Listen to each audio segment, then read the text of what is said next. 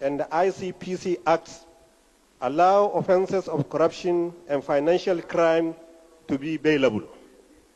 This situation does not help the fight against corruption, Mr. Chairman. If a suspect standing trial for the offense of corruption is sure of his or her freedom or liberty when arraigned before a court of law, the fear of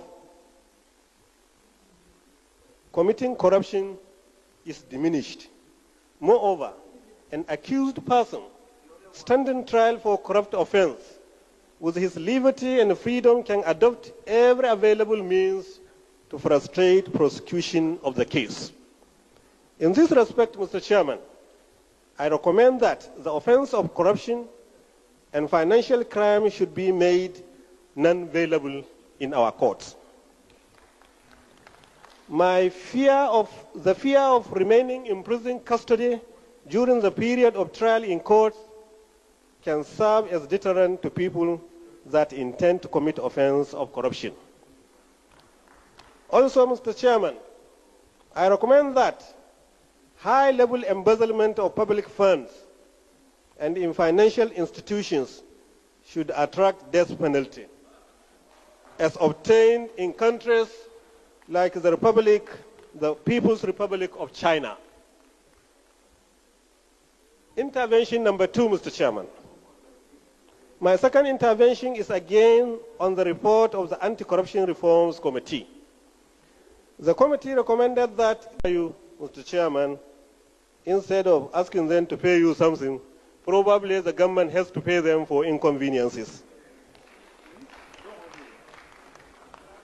Even those who seem to be rich, their riches are affected by multiplier effects that will have legal implications.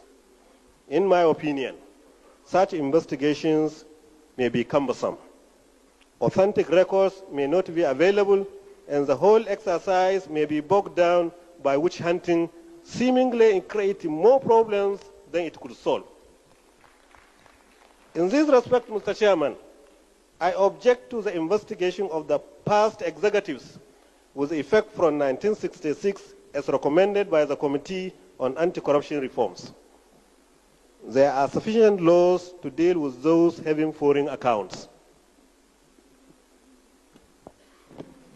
Intervention number 3.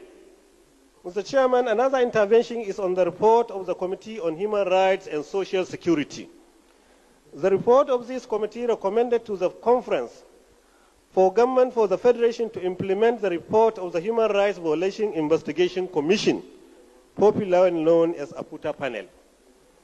I respectively object to the demand that the conference should recommend to the government to implement the APUTA panel. Mr. Chairman, the APUTA panel was purely an administrative panel established by government in order to address individual and national grievances of the past and to offer reconciliation where possible.